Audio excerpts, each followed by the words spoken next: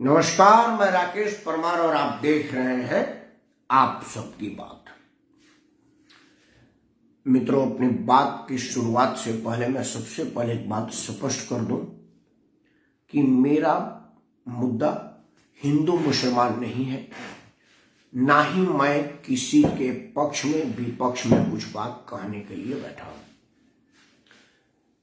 मैं भारत महान में हो रहे घटनाओं पर दोहरी मापदंड अपनाने वाले दोगलों के संदर्भ में अपनी बात रखना चाहता हूं। दोगला शब्द अगर असंसदीय है तो आप उसके जगह दोयम दर्जे का दोहरा सोच वाला कह सकते हैं, दो मुहा सांप भी कह सकते हैं। ये मैं आपके ऊपर छोड़ रहा हूं, ये आपके विवेक पर है कि आप उसको क्या सोचते हैं। मैं ये बात क्यों कह रहा हूं, ये बात आगे 10-20 मिनट में आपको समझ आ जाएगी। आपकी समझ पर हमको रंज है, आपके समझ पर हमको अंदर से तकलीफ होती है कि आप इतने समझदार क्यों हैं और मैं आपके मुकाबले समझदार क्यों नहीं हूं। आपकी समझ को सलाम है, आपके समझने की शक्ति को बारंबार प्रणाम है। मित्रों, बात की शुरुआत एक घटना हुई है अभी हाल में। आप लोगों को पता होगा कि कर्नाटक के उडुपी शहर में एक विद्यालय में जो बहुत दिन से पढ़ाई चल रही थी, लेकिन अचानक उत्तर प्रदेश चुनाव के कुछ दिन पहले मुस्लिम बच्चियों को याद आया कि भाई उनको हिजाब में, बुर्का में या अपने धार्मिक प्रतीक चिन्ह वाले लिबास में विद्यालय जाना चाहिए। कर्नाटक एजुकेशन अमेंडमेंट एक्ट में स्कूलों की यूनिफॉर्म वर्णित है कि आप कौन सा यूनिफॉर्म पहनेंगे, आपको स्कूल में आने के लिए क्या लिबास चाहिए। 91 से 2022 तक कभी कोई विवाद नहीं हुआ। 91 से लेकर के 2022 तक बच्चियां स्कूल में पढ़ रही थीं। उन्हें कभी ध्यान नहीं आया कि वो मुसलमान हैं, उनको हिजाब में, बुर्के में या किसी और इस्लामिक प्रतीक चिन्ह में विद्यालय आना चाहिए। उनको अचानक क्यों याद आ गया मैं नहीं समझ सकता। 50 से भी ज्यादा हिंदू सत्य सनातन के मानने वाले लड़कों के बीच एक अकेली लड़की मुस्कान मुस्काती हुई अल्लाहू अकबर बोलती हुई सुरक्षित निकल जाती है। ये इसलिए हुआ क्योंकि उसको इस बात का भरोसा था कि जो हमारे सामने भीड़ है वो सनातनियों का है, सत्य सनातन के मानने वालों का है, और सत्य सनातन में देवी का दर्जा है महिलाओं का। हम महिला को पुत्री के रूप में प्रेम करते हैं, बहन के रूप में प्रेम करते हैं, पत्नी के रूप में प्रेम करते हैं, माता के रूप में पूजा और प्रेम करते हैं। मतलब हमारे सत्य सनातन में पत्नी को हमेशा हर हिसाब से आदर, भाव, प्यार और पूजा के ही रूप में, प्रतीक चिन्ह के रूप में इस्तेमाल होता है। हम उनको पूजा का ही मानते हैं। तो मुस्कान ने कहा कि जो सामने वाली भीड़ है वो तालिबान की भीड़ नहीं है जो मेरा गला काट देगी, सर काट देगी या कोड़े मारेगी या पत्थर मारेगी, क्योंकि यहाँ इनके धर्मों में ये वर्णित ही नहीं है। इसीलिए वो अकेला तन्हा चिल्लाते हुए चली गई और उसे कुछ नहीं हुआ, और होता भी नहीं क्योंकि सामने सत्य सनातन के मानने वाले लोग थे और दुनिया का सबसे पवित्र नाम जय श्री राम का जप कर रहे थे, और वो अपना अल्लाह अकबर कहते हुए निकल गए। अल्लाह अकबर करने के प्रक्रिया को कई एंगल से कैमरे में पिक्चराइज हो रहा था। मैं सिनेमा में कभी काम नहीं किया हूं, लेकिन फिल्म में काम करने वाले कई लोग हमारे जानकार हैं, यार दोस्त मित्र हैं। क्यूरियोसिटी होती है कि फिल्म का सीन कैसे होता है, कैसे गोली लगता है, यार पार हो जाता है, वो आदमी मरता नहीं है। क्योंकि अभी पिछले सिनेमा में देखा, इसको गोली लगी थी 5-5 गोली, और मेरे बगल में बैठ करके पिक्चर देख रहा है। तो होता है, तो वो लोग कहते हैं कि आइए आपको शूटिंग दिखाते हैं। तो हम लोग कई बार शूटिंग देखने गए। जब किसी गाड़ी के एक्सीडेंट का सीन दिखाना होता है या पहाड़ी से गाड़ी गिराने का सीन होता है, तो मैं देखता था कि कैमरामैन 5-7 कैमरे अलग अलग फ्रेम और अलग अलग एंगल से लगा करके तैयार रखते हैं और गाड़ी को पहाड़ी से डमी कार नीचे गिराई जाती है। 5-7 कैमरामैन। एक बार पूछा कैमरामैन को, तो बोला कि किसी एक कैमरे से फ्रेम ना बढ़िया पे मिस कर जाए तो गाड़ी तो एक बार गिर जाएगी ना, तो बार बार गाड़ी गिराने पर खर्चा बोला होगा। इसीलिए हम 5-7 एंगल पर 5-7 कैमरे लगा देते हैं ताकि शूटिंग बढ़िया हो। उरूपी वाले उस लड़की की अल्लाह अकबर कहने का रिकॉर्डिंग भी 5-7 कैमरे से हो रही है, चारों तरफ से सिनेमा के सेट की तरह से कैमरामैन है, वो सब भी चैनलों पर दिखा। तो वो बात समझ में आ जाती है कि वो एक प्रायोजित कार्यक्रम था। किस लिए था वो आप समझ रहे हैं, आपको समझाने की जरूरत नहीं है। खैर, ये बात मुझे इसलिए कहना पड़ा क्योंकि ये जो अब बात मैं कहने जा रहा हूं ये उसी से संबंधित है।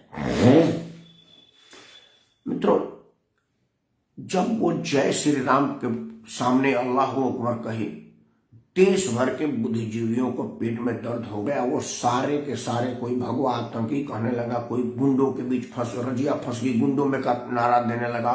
कईयों ने कहा कि एकदम गलत है, एक अकेली लड़की के सामने 50 गुंडे भगवाधारी करके जय श्री राम बोल रहे, वगैरह वगैरह वगैरह। मतलब हर आदमी ने अपने अपने हिसाब से विरोध किया। किसी एक आदमी ने भी इस एंगल को इंगित नहीं किया कि ये बड़ा तारीफ की बात है कि वो एक अकेली मुस्कान, अपने चेहरे पर मुस्कान बरकरार अभी तक रखे हुए है, क्योंकि वो जिन लड़कों के बीच अल्लाह अकबर कह रही थी वो सत्य सनातनियों का फौज था, सनातन धर्म मानने वाले नौजवानों का फौज था। खैर, अब जब जो लोग यूट्यूब पर विरोध कर रहे थे, फेसबुक पर विरोध कर रहे थे, ट्विटर पर विरोध कर रहे थे, समाचार चैनलों पर आकर विरोध कर रहे थे, अखबारों में कॉलम लेकर विरोध कर रहे थे, मतलब जिसकी जितनी एक्सेस थी वो एक्सेस था, वो उतना वो लोग किए। उसी के विरोध में आंदोलन हुआ और एक सत्य सनातन धर्म का मानने वाला हिंदूवादी संगठन का लड़का हर्ष उन बदमाशों के, आतंकियों के निशाने पर आ गया। उन्हें लगा कि भाई ये तो बड़ा बवाल आगे बढ़ता जा रहा है, इसको सबक सिखाना पड़ेगा। और 5-7-10 कायर मुसलमानों ने घेर करके चाकुओं से गोद दिया और वो आदमी शहीद हो गया, बलिदान हो गई उसको राष्ट्र पर, हिंदू धर्म के स्थापना मतलब सम्मान पर। एक तो उस मृतक आत्मा के प्रति मैं अपनी गहरी संवेदना व्यक्त करता हूं और परम पिता परमेश्वर से प्रार्थना करता हूं कि उसके आत्मा को शांति प्रदान करे और परिवार को ये तकलीफ सहने की शक्ति दे। सरकारों से मैं मांग करता हूं कि उसका यथासंभव हो सके मदद करें। सुना है कि परिवार में वो अकेला कमाने वाला था। खैर, वो सरकार वहां पर भारतीय जनता पार्टी की है और भाजपा की सरकार अन्याय नहीं होने देगी, इस बात का मुझे भरोसा है। अब सवाल है कि भाई मेरा मुद्दा क्या है, कि मैं कहना क्या चाहता हूं, सब तो आप लोग जानते हैं। मुद्दे पर आता हूं। अब मित्रों, जो लोग अल्लाह अकबर की नारा लगाने वाली उस लड़की के पक्ष में मुहिम चला रहे थे, उनमें से एक ने भी इस हिंदू लड़के के कत्लेआम पर एक शब्द नहीं बोला। वो 2-2 कौड़ी की फिल्म की हीरोइनियां जो सिनेमा में रसभरी की रोल करती हैं और मनोरंजन का मसाला है, वो लोग उस लड़की के पक्ष में तो जरूर बोल रहे थे, वो एक नौजवान के कत्लेआम पर एक शब्द नहीं बोले। राजनीतिक गलियारे में भी कहीं कोई विरोध का आवाज नहीं आया उस लड़के के पक्ष में। एक आदमी, अब बहुत दिन हो गया, मामला पुराना है, बट आपको उदाहरण के बता देता हूं कि पश्चिमी उत्तर प्रदेश का एक मुसलमान गौवंश का अवशेष अपने भोजन में बनाया और जो बची हुई अवशेष देखो कि खूर, पांव, पैर, चमड़ी, वो सब तो खा नहीं जाएगा।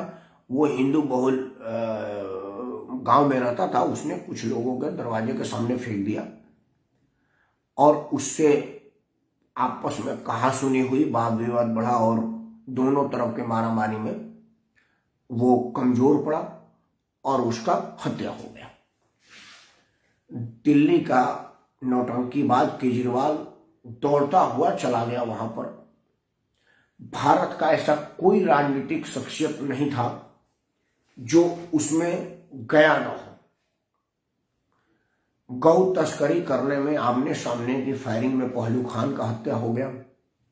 उसने गौ तस्करी रोकने वालों भीड़ पर गोली चला दी, दोनों तरफ से क्रॉस फायरिंग हुई, पहलू खान का हत्या हो गया। आज तक पहलू खान की हत्या पर सब के सब लोग बवाल काट रहे थे। पूरा बुद्धिजीवी वर्ग, पत्रकार, नेता और 2 कौड़ी से लेकर के 200 करोड़ कमाने वाला टिनहिया हीरो हीरोइन भी, उन सब का मां मर गई जैसा विरोध हुआ और सबके सब विरोध प्रदर्शन किए, खूब सर पे उठा लिए, सरकार को बर्खास्त करो। और कितने लोग तो यूएन में चिट्ठी लिख दिए कि इस देश में एकदम कानून व्यवस्था चरमरा गई है। मुसलमान तो एकदम यूएन की सुरक्षा परिषद आए और सुरक्षा कर्मी आकर के हमारा सम्मान करे, हमारा रक्षा करे, हम तो जा रहे हैं भाई। लेकिन वो तमाम लोग उस हर्ष हिंदू लड़के के पक्ष में एक मातम का शब्द भी नहीं कहे। आज मेरा चिंता इसी विषय पर है। मित्रों, आप लोग कहेंगे कि क्या हुआ राकेश परवार, पिछले 2-4 दिन से तुम सिर्फ ये ही हिंदू मुस्लिम कर रहे हो। इसलिए मैं आज सबसे पहले डिक्लेरेशन चलाया कि मैं कोई हिंदू मुस्लिम नहीं कर रहा हूं, ना ही मेरा कोई पोस्ट हिंदू मुस्लिम वाला है। मेरा रोना यह है कि कोई आदमी अगर पहलू खान के हत्या पर दुखी होता है, बहुत अच्छी बात है, होना चाहिए, क्योंकि इस देश में हत्या करने का अधिकार तो भगवान ने किसी को नहीं दे रखा है। कानून में जज का एक स्थान है जो समाज में बुरे प्रवृत्ति के लोगों को फांसी के माध्यम से हत्या का मतलब जान लेने का आदेश पारित कर सकते हैं। हत्या वो भी नहीं कर सकते, उसके लिए जल्लाद रखा गया है। तो समाज में जल्लाद बनने का लाइसेंस तो किसी के पास है नहीं। तो पहलू खान का हत्या हो या वो जो आदमी गौवंश का सेवन किया और बचे हुए अवशेषों को हिंदू बहुल लोगों के दरवाजे पर फेंक दिया, जिस वजह से उग्रवीर हुई और कहा सुनी में उसकी जान चली गई, जान उसका भी गलत है, उसके जान का भी अफसोस है। लेकिन अगर आप खुले दिमाग के हैं और आप मानवतावादी हैं, आपको पहलू खान के मरने का दुख है, तो हर्ष के मरने पर हर्ष के मरने पर आपके मन में विषाद क्यों नहीं हुआ? आज चर्चा इसी पर करेंगे, इसी मुद्दे पर आपसे आशीर्वाद लेंगे। मित्रों, क्यों नहीं हुआ ये मैं पिछले 3-4 दिन से आपसे चर्चा कर रहा हूं। असल में क्या है कि हमारे देश में एक फैशन सा बन गया है, और जब से ये समाचार चैनलों का बाढ़ आया है ना इस देश में, तब से और ज्यादा हो गया है। क्योंकि समाचार चैनल वाले सेलेक्टिव लोगों को ही बढ़ावा देते हैं। वो उन्हीं लोगों को, आदरणीय प्रेमनाथ देवी जी को नमस्कार, वो उन लोगों को ही हाईलाइट करते हैं जो देशद्रोह में संलिप्त हो या देशद्रोह को बढ़ावा देते हो या समाज में वैमनस्य फैलाते हैं। पहलू खान के हत्या पर विरोध करने वाले को समाचार वालों ने पूरा कवरेज दिया, पूरा स्पेस दिया और खूब हंगामा मचा। अभी उत्तर प्रदेश में एक लड़की का आपसी प्रेम में हत्या हुआ। अभी वो संदेह है कि हत्या उसके परिवार वालों ने किया या जिस पर इल्जाम है उसने किया है। अभी वो court will decide, I am not able to be decide the fact, लेकिन वो अभी कोर्ट में विचाराधीन है। फैसला क्या होगा मुझे नहीं मालूम। प्रथम दृष्टया तो ये था कि वो लड़के वहां उस दिन थे ही नहीं, वो घर पे थे जब उसका हत्या हुआ, और हत्या उसके भाइयों पर इल्जाम लगा है। प्रथम दृष्टया लग भी वही रहा है, लेकिन पूरी देश के मीडिया, पूरे देश के लोग मीडिया में मैं क्रेन कैमरा और ड्रोन कैमरे का इस्तेमाल, हाँ सूरज भाई नमस्कार, क्रेन कैमरा और ड्रोन कैमरे का इस्तेमाल पहली बार मैं उत्तर प्रदेश के उस लड़की के हत्या पर ही देख रहा था। जैसे समाचार वाला कोई सिनेमा की शूटिंग कर रहे हो, क्योंकि फिल्मों की शूटिंग में ड्रोन कैमरा और क्रेन कैमरा का इस्तेमाल होता है ताकि विजुअल अट्रैक्टिव लगे। तो समाचार चैनल वालों को अट्रैक्टिव विजुअल दिखाना था, मसाला बनाना था, उस मरी हुई लड़की को के लाश का छीछा लेदर करना था और बेचना था, इस वजह से कवरेज गई। लेकिन वो सारे कैमरा वाले और सारे चैनल वाले हर्ष के मामले में अभी तक कवरेज करने के लिए नहीं गए, और ना ही नेताओं का विरोध प्रदर्शन पर बाइट ले कि भाई आप पहलू खान पर तो बड़ा दुखी थे, आप उस दलित लड़की के केस में मरने में तो बड़ा कार्य थे, मिट्टी का तेल छिड़क करके लगा दिया यार इस लड़के पर जिसको चाकुओं से रौंद दिया, गूंद दिया। इस विषय पर आपका क्या कहना है? किसी चैनल वालों ने नहीं पूछा है और ना ही कोई नेता ट्वीट कर रहा है। वो तो संचार क्रांति का भला हो कि अब आपके पास समाचार चैनलों पर ही बोलने का सहारा नहीं रहा, समाचार पत्रों में या पत्रिकाओं में ही खबर छपने का सहारा नहीं रहा। अब तो जैसे आपके पास अगर मोबाइल है और आप रिचार्ज करवाते हैं तो स्वतः ही 1 GB डाटा फ्री में मिल जाता है, वो आपको मांगने की जरूरत नहीं पड़ती। आदरणीय मीना ब्यास जी को नमस्कार। उस 1 GB का इस्तेमाल करिए, मेरे जैसा फेसबुक लाइव लगाइए और कहिए कि मुझे बड़ा अफसोस है कि हर्ष की हत्या होगी, आपका नोट कर लिया जाएगा। अब मेरा हो सकता है 5-7 आदमी सुने, 10 आदमी सुने, 10-20 आदमी शेयर कर दें, लेकिन अगर यही बात राहुल गांधी जी आकर के कहेंगे तो करोड़ों लोगों तक जाएगा। आखिर राहुल गांधी का वो सोना बनाने की तकनीक से दुनिया वाकिफ हो गई। वो तो एक ही जगह 2 मिनट के लिए बोले थे ना कि इधर से आलू डालूंगा, इधर से सोना निकलेगा, पूरी दुनिया जान गई। और मैं कई बार सोना का तकनीक अगर बना के भी दिखाऊंगा तो कोई नहीं सुनेगा, क्योंकि मेरा कवरेज नहीं है। उसी तरह से अरविंद केजरीवाल जो दिल्ली से छोड़ करके पैदल चला गया था वहां पर, उस वक्त अरविंद केजरीवाल को पता था, क्योंकि एक हमारा बहादुर फौजी सियाचिन ग्लेशियर में बर्फ के अंदर दब गया था और 7-8 दिन बाद निकाला गया।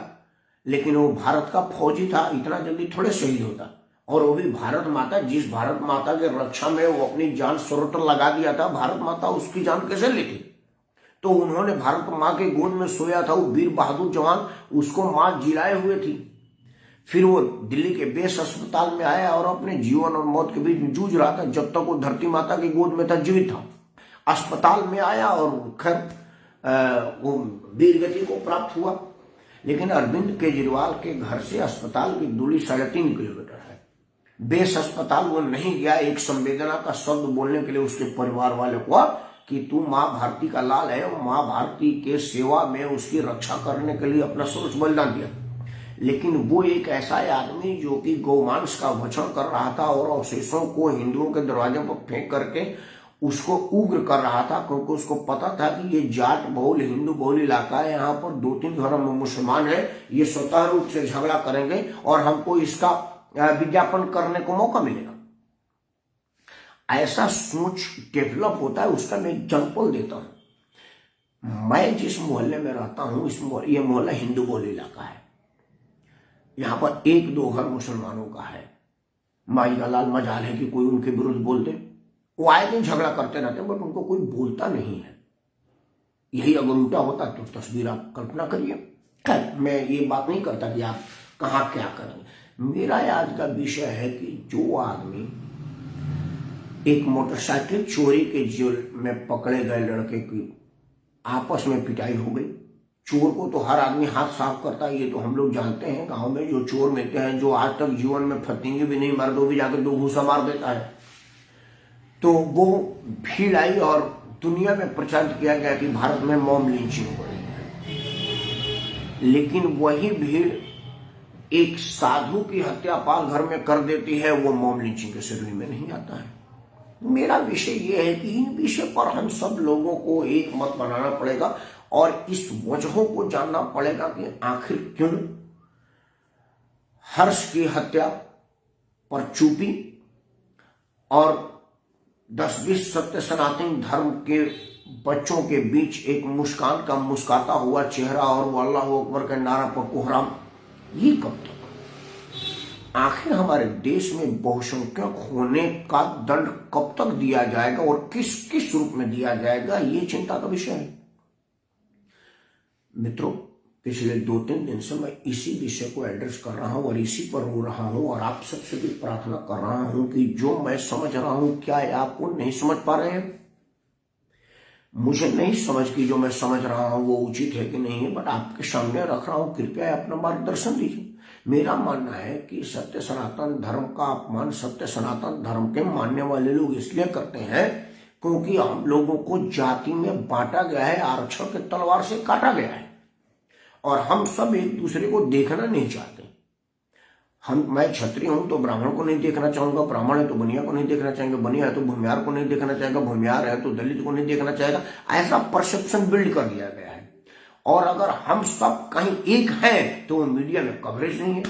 अब ये आदरणीय मीना व्यास पटेल जी अहमदाबाद से मुझे आशीर्वाद दे रही है। ये किसी समाचार पर नहीं आएगा कि बलिया का राकेश परमार दिल्ली से फेसबुक लाइव लगा रहा है और अहमदाबाद की डॉक्टर मीना व्यास पटेल जो कि एक मनोचिकित्सक है और भारत के बहुत नामी लोगों का मेंटल स्ट्रेंथ का कंसल्टेंसी देती हैं, वो मुझे आशीर्वाद है। आपने लिखा है कि आपकी बात सही है। देखिए उनका आशीर्वाद है। मीना जी नमस्कार।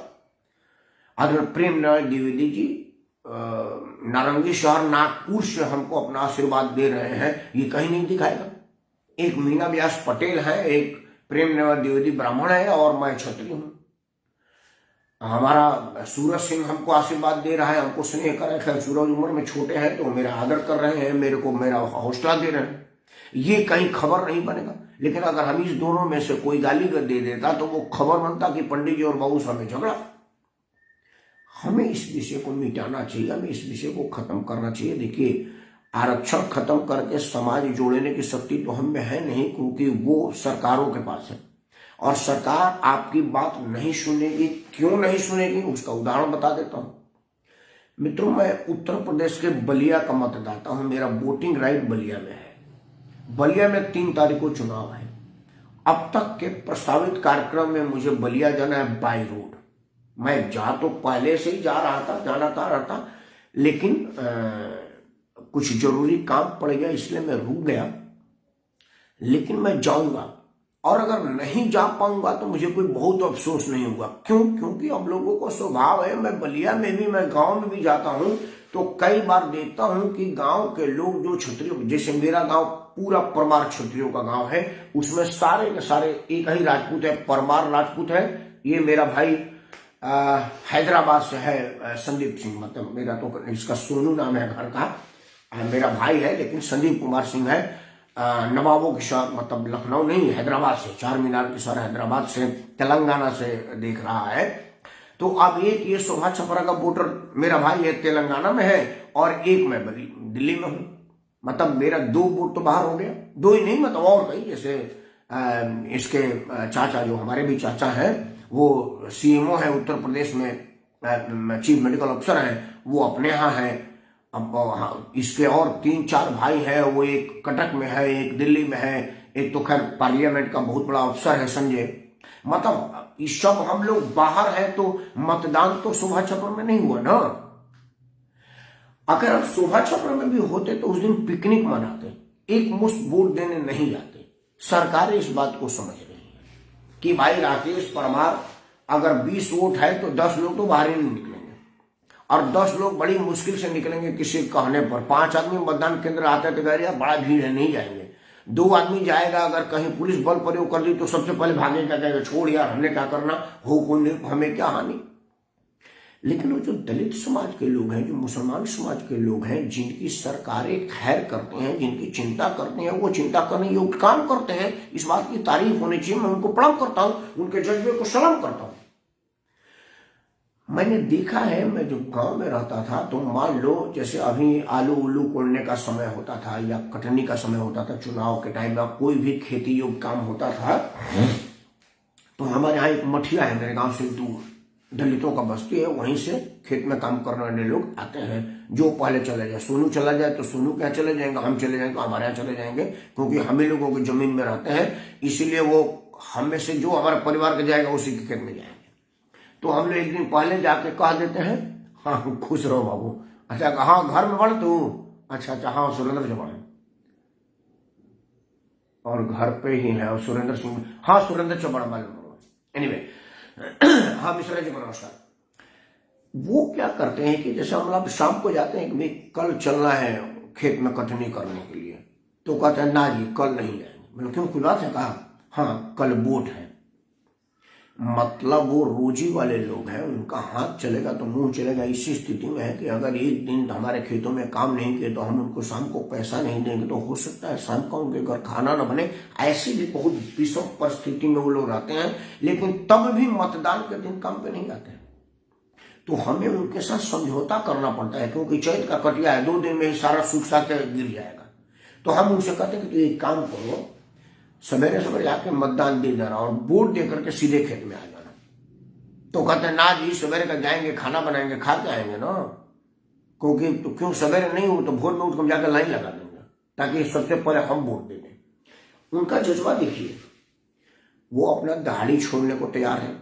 वो दहाड़ी जिसके सहारे उनको शाम को भोजन चलेगा। उनके घर में जमा पैसा नहीं है, इतने गरीब लोग हैं कि उनके घर जमा पैसा नहीं, को 15 दिन का अनाज स्टोर कर रखते हैं। वो तो हैंड टू माउथ वाले लोग हैं, दिन भर कटिया करते हैं, शाम को पैसा मिलते हैं, उसी को ले जाकर पहले दुकान पर जाते हैं, दुकान से राशन खरीदते हैं, फिर खाना बनाते हैं, खाते हैं, रात में सो जाते हैं, फिर सवेरे निकल करके फिर काम पर लग जाते हैं, फिर पैसा कमा। ये चक्र है उनका।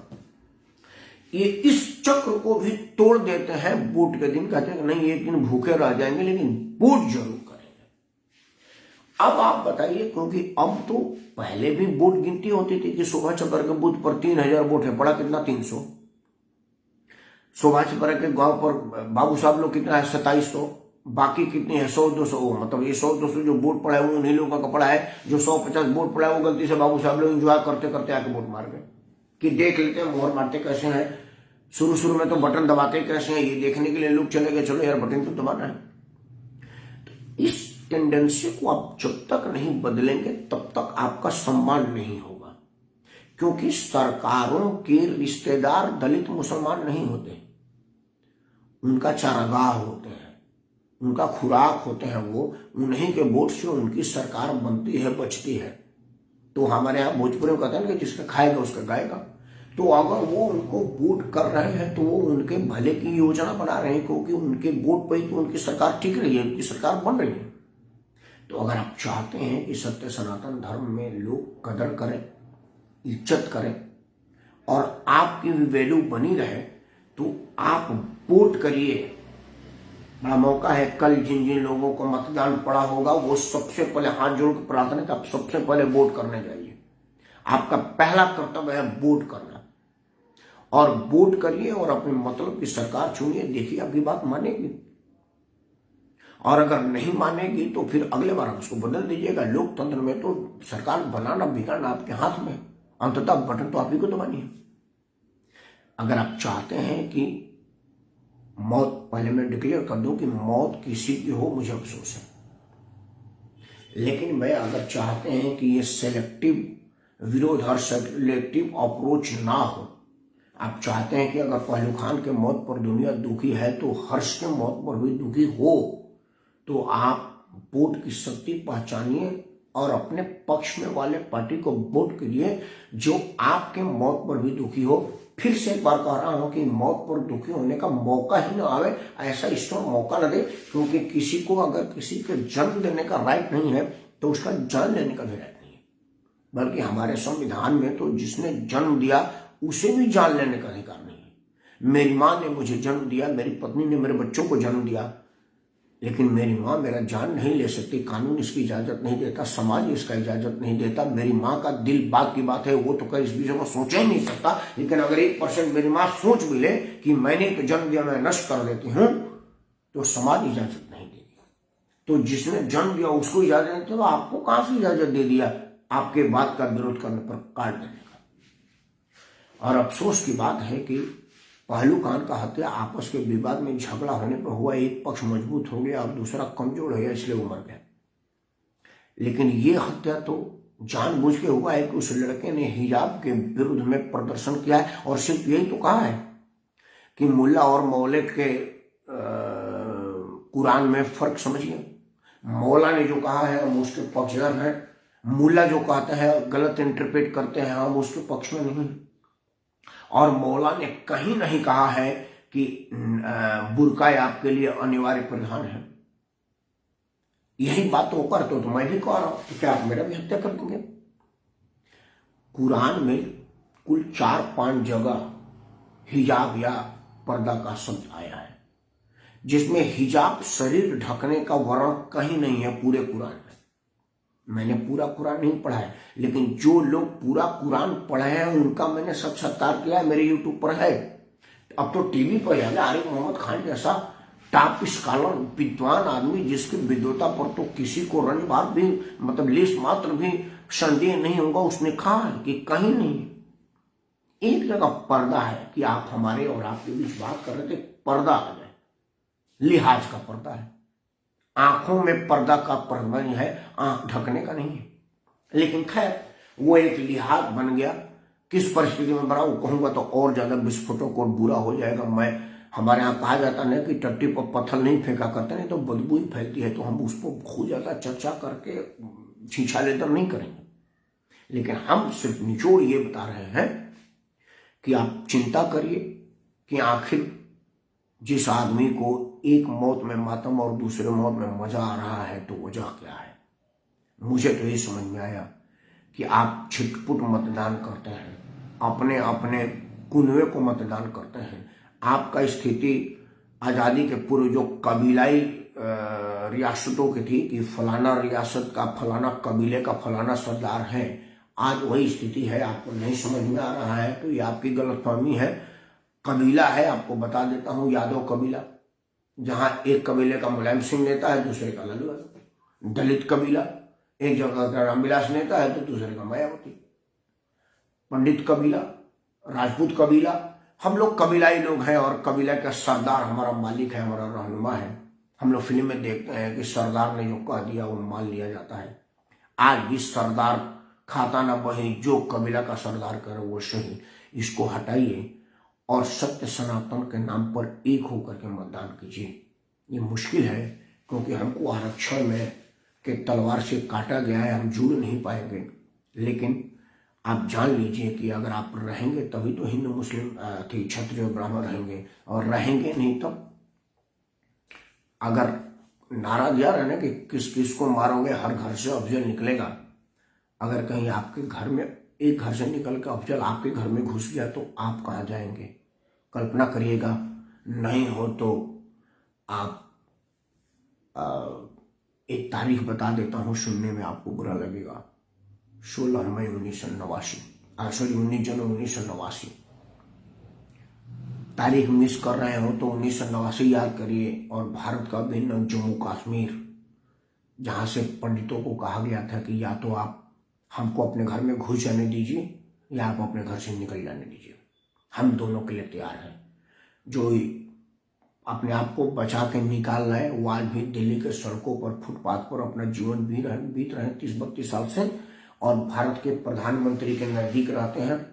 और कोई भी प्रधानमंत्री 30-32 साल में उस कश्मीरी पंडितों से मिलने नहीं गया। तो आपका क्या होगा समझ लीजिए।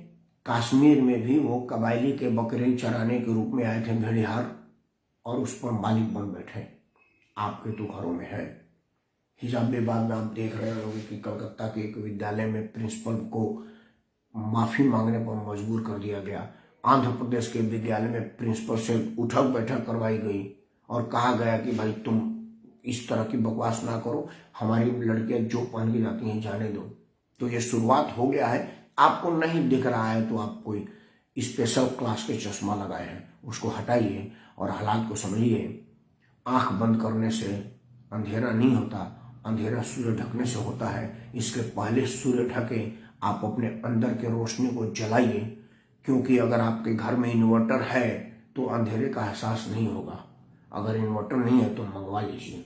अगर नहीं मंगवाएंगे तो आप हालात पर नियंत्रण नहीं पा पाएंगे। ईश्वर आपके जीवन में कभी अंधेरा न डाले।